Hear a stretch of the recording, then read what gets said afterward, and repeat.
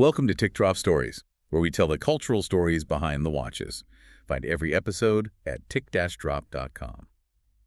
So today, I have been really looking forward to sharing this deep dive with you because we are taking you on a very special mission into the high-octane intersection of Hollywood blockbuster magic and authentic military horology. Yeah, it's a completely wild pairing. Today, we're exploring the iconic timepieces of the Top Gun universe. Exactly. Specifically, we're going to look at how a legendary 1970s chronograph and then a whole suite of hyper-exclusive modern pilot watches helped ground one of cinema's greatest sequels in absolute reality. Right, because when a production is so fiercely dedicated to, practical effects and real G-forces and authentic aviation, the watches on the wrists of the characters have to carry that exact same weight of authenticity. They really do. If a piece of gear looks like a flimsy prop, the whole illusion just breaks. So the timepieces we're looking at today are absolute tools. They're built to survive environments that would literally destroy a standard luxury watch. Absolutely. So to really understand the impact of these pieces, I want you to just close your eyes for a second and picture the opening beats of this cinematic return. Imagine you're looking at a sun-drenched Carmack. Memorial Day weekend. Right, Memorial Day weekend. You can literally feel the roar of the fighter jets vibrating in your chest. The heat is radiating off the concrete in those thick, wavy lines. And Pete Mitchell Maverick, played by Tom Cruise, of course, throws a leg over his Kawasaki motorcycle. He pulls on the classic aviators. Yeah, he pulls on the aviators, and as his well-worn leather flight jacket shifts just slightly on his arm, there it is on his wrist.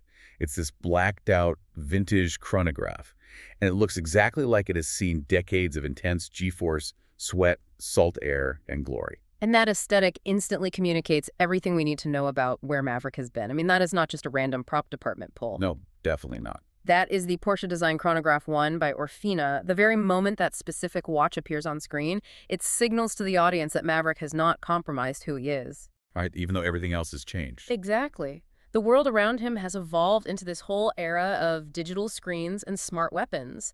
The technology has drastically advanced, but the man himself remains the stubborn mechanical purist we met back in the 1980s. Okay, let's unpack this. What makes this specific Porsche design watch so revolutionary, beyond the fact that it gets some of the coolest screen time in cinematic history? Because long before it was strapped to a naval aviator on film, it was causing a massive disruption in the Swiss watch industry. That was huge. To really understand its horological significance, we have to look back to 1972. This watch, specifically the reference 77 was designed by Ferdinand Alexander Porsche. The very same mind that designed the legendary Porsche 911 sports car. The exact same guy. So when he turned his attention to watchmaking, he brought this totally uncompromising automotive instrument panel philosophy with him. The Chronograph 1 was actually the very first commercially available watch to feature a black PVD coating, Which was unheard of. Right before this, watches were universally steel, gold, or silver. Ferdinand Porsche essentially birthed the entire matte black aesthetic that still completely dominates the tactical and tool watch industries today. And taking that a step further, the engineering behind that black finish was just a massive leap forward. For those who might not know, PVD stands for physical vapor deposition. It is not just a coat of paint. Not at all. It's this vacuum sealing process that actually binds the black color to the steel at a molecular level. It changes the actual surface of the metal. Back in the early 70s, applying that kind of heavy industrial coating to a luxury timepiece was crazy. It was considered highly radical, even borderline heretical by traditional Swiss standards. But Porsche designed it entirely through the lens of a pilot or a driver's immediate needs. Because glare is the enemy of legibility. If you are gripping the steering wheel of a race car or you're pulling G's in a cockpit, a sudden reflection off a polished steel watch case can momentarily blind you. And then under the hood, it's powered by the incredibly robust Valjoux 7750 movement. Yeah, the Valjoux 7750 is basically the indestructible workhorse of the automatic chronograph world. It's known for being super tough, reliable, easily serviceable. And the dial design matches that utilitarian ethos perfectly, too. With the red second hand. Exactly. It features a highly legible red second hand, which was actually quite a rarity for chronographs at the time. It was specifically designed to instantly draw your eye against the black dial. And if you look really closely at the tachymeter bezel, which is that scale used to measure speed based on time traveled over a fixed distance, It features a very specific 1-mile designation. The typography, the stark white markers against the dark background, it's just a pure, unadulterated instrument. It perfectly mimics gauges of a sports car. Which is exactly why it mirrors Maverick's character. It is a precision instrument built purely for speed, clad in stealthy black, and completely, utterly unconcerned with flashy trends or what anyone else thinks of it. Yeah, that lack of decoration is exactly what made it revolutionary. It's all function. No unnecessary polish, just like Maverick operating in the cockpit. Here's where it gets really interesting. Because the ultimate movie magic secret about Maverick's watch is something that elevates its status from just a cool prop to a genuine piece of cinematic history. The watch worn in the 2022 sequel is the exact same physical watch worn in the 1986 original. It's such a great detail. We're not talking about the same model or a vintage piece they just sourced off the internet. It is the exact same physical piece of metal. It is an incredible piece of Hollywood lore. Producer Jerry Bruckheimer recognized the symbolic weight of that object. He actually kept this exact watch locked away securely in a safe for over 3 decades. Just waiting. Yeah, he held on to it through the 90s and 2000s, perhaps knowing deep down that Maverick would need to fly again one day, and that no modern replica could capture the authentic wear and tear of the original piece. And the logistics of using that specific watch on set were intense.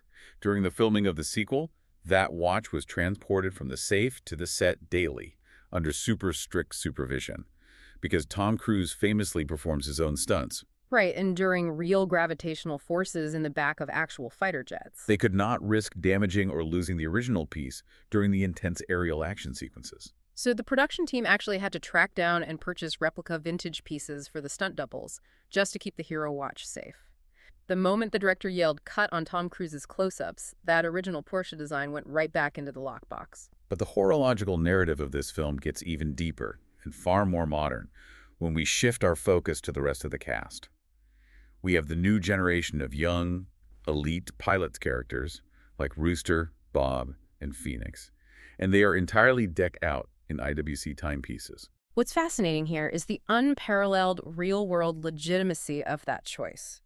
Because in the watch world, and especially in blockbuster cinema, you see a lot of paid product placement.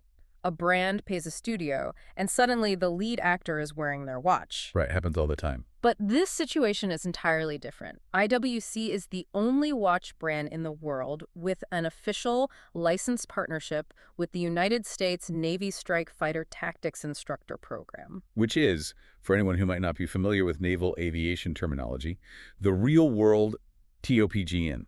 It is the actual flight school where the Navy's finest learn dogfighting and advanced aerial tactics. Precisely. The watches you see on the actors playing these young hotshots, specifically the Strike Fighter Tactics Instructor Mark 8 and the Chronograph models, they are not available to the general public. You cannot just walk into an IWC boutique and buy one. They're highly restricted. Yes, they are officially restricted to real-life graduates of the program. That means only the top 1% of all naval pilots ever earn the right to wear those specific watches. And suddenly, they're all over the big screen in a billion-dollar movie. The behind-the-scenes story of how they pulled that off is just a total triumph of authentic styling. The film's property master happened to meet a real Navy pilot at a bar in Nevada while they were prepping the movie. And that pilot had one of these exclusive IWC Top Gun watches on his wrist. When the prop master saw the watch, he knew they had to feature it to maintain the film's gritty realism. So that pilot offered to introduce the prop master directly to the CEO of IWC. The CEO actually flew down to Nevada, they held a meeting, and IWC granted the production full access to these restricted pieces. So they outfitted the cast with incredible precision based on actual naval protocols. They used green and black straps to denote rank and flight status among the pilots, and they outfitted the higher-ups, the commanding officers, in these elegant, complicated IWC Portuguesers to reflect their status away from the flight line. They even went so far as to have IWC 3D print a custom stopwatch casing for the film. That custom stopwatch is such a perfect example of solving a practical filmmaking problem with horological engineering. The script called for a character to dramatically break a stopwatch in their hand on camera out of sheer frustration. Now, a real mechanical stopwatch is a solid block of steel and brass. It wouldn't just crush like an eggshell. Right, it would likely break the actor's hand first. So, IWC custom-engineered a 3D printed prop casing that looked identical to their classic stopwatches, but was structurally designed to fracture exactly as the scene required. Speaking of obsessive detail, there's a great story about the prop master himself, too. Because he worked so closely with the brand on the film, he was able to acquire a modern IWC Top Gun watch for his personal collection. But he decided to put a vintage Porsche Design bracelet on it, physically merging the two horological icons of the film. That's amazing. Later, when he sent it in to IWC for routine service, the technicians immediately recognized the modification and told him he essentially possessed a unique, one-of-one creation that bridged the gap between the 1986 film and the modern sequel. It's a brilliant mashup of the film's two defining eras. But in our deep dive into these hyper-masculine aviation instruments, we definitely have to talk about the other massive scene stealer in the movie, the watch that grounds the emotional core of the film. Oh, absolutely. We cannot forget Penny Benjamin, played by the brilliant Jennifer Connelly. While the pilots are all wearing these massive tactical chronographs, Penny is casually wearing a stunning vintage Rolex Explorer, specifically a reference 1016. It is an incredibly thoughtful character choice. Penny owns a bar near a naval base. She's sailing boats in rough waters, she is grounded, she appreciates history, and she needs a watch that is tough but just doesn't scream for attention. The Explorer 1016 is the quintessential understated sports watch. We really need to look at the history of the Explorer to appreciate why it fits her so well. The Explorer line was born out of the 1953 Mount Everest expedition. It was designed for mountaineers. It's a tool watch. But unlike the bulky dive watches or chronographs, the 1016 sits at a very modest 36 millimeters. With that beautiful dial. Right, it has that iconic clean 369 dial. It was built to survive freezing temperatures and extreme conditions, but it slides easily under a cuff. It shows she is tough and self-reliant, but she doesn't need a massive tactical watch to prove her strength to a room full of fighter pilots. And that Rolex was not some calculated marketing placement. The production team literally saw the watch on the wrist of one of the producer's wives during the shoot. They realized instantly that it was the absolute perfect aesthetic for Penny's character, and they just used it. It's that kind of organic, authentic styling that makes the movie feel so tactile and real to watch enthusiasts. That authenticity clearly resonated with the audience. Oh, definitely. If we connect this to the bigger picture, the impact of this film on the broader watch industry has been seismic. It literally catapulted both the vintage Porsche design market and IWC's modern Top Gun collections into the stratosphere. The secondary market data on the Porsche design alone is staggering. If you try to find a Porsche Design Chronograph 1 in good condition today, you are looking at prices commanding near $10,000. It has achieved true, undeniable neo-vintage icon status. Yep. It went from being a cool, slightly niche piece of 1970s design history to one of those aggressively sought-after chronographs on the vintage market. And on the modern side, IWC leaned heavily into the momentum with a highly successful expansion of their Top Gun line. The collection now features nearly 20 different models, ranging from simple, highly legible three-handers to wildly complex perpetual calendars. But what truly sets these modern pieces apart is IWC's mastery of advanced materials. They aren't just making steel watches with military logos. You're talking about Ceratanium. For anyone navigating the current IWC catalog, Ceratanium is a massive selling point. It's a proprietary alloy developed entirely in-house by IWC. It's a material that offers the best of both worlds, really. The manufacturing process is incredibly complex. They start with a special titanium alloy, machine the case components, and then bake them in a kiln at phenomenal temperatures. So it changes the structure. Exactly. The surface of the titanium actually transforms into ceramic. It blends the extreme lightness and structural integrity of titanium with the unparalleled scratch resistance of ceramic. And crucially for aviation, it results in this striking, stealthy matte finish that is completely non-reflective. If you are sitting in the bubble canopy of an FA-18 Super Hornet surrounded by blinding sunlight bouncing off the clouds, a reflective watch case is a serious hazard. Ceratanium totally solves that. The visual execution of these materials is just as impressive as the engineering, too. IWC has introduced some incredible colors. The Big Pilot's Watch Perpetual Calendar Top Gun Woodland is a perfect example of that. It features this incredibly deep, rich, green ceramic case that looks like military canvas but feels like glass. And then there's the Mojave Desert Edition, which is executed in this tactical matte sand color, inspired by the flight suits and the desert landscape of the China Lake Naval Air Weapons Station. They're substantial watches, too. Oh, yeah. They are huge watches. We are talking over 46 millimeters in diameter, but they wear their size with such absolute utilitarian purpose. But we cannot just talk about the cases. The movement inside those perpetual calendars is a piece of horological history in its own right.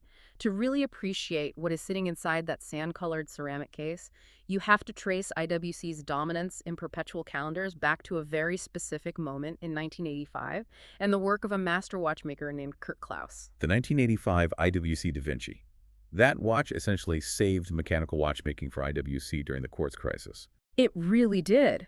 Kurt Klaus completely revolutionized the perpetual calendar complication.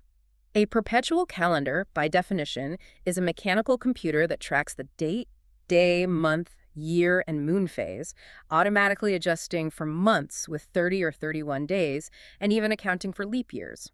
Before Klaus, these mechanisms were notoriously fragile. Super finicky to set. Right, they required multiple hidden pushers on the side of the case, and you needed a special tool to adjust each individual indication. If you made a mistake, you basically had to send the watch back to the factory. Klaus approached the problem entirely differently. He managed to simplify a wildly complex mechanism down to just over 80 brilliantly designed components.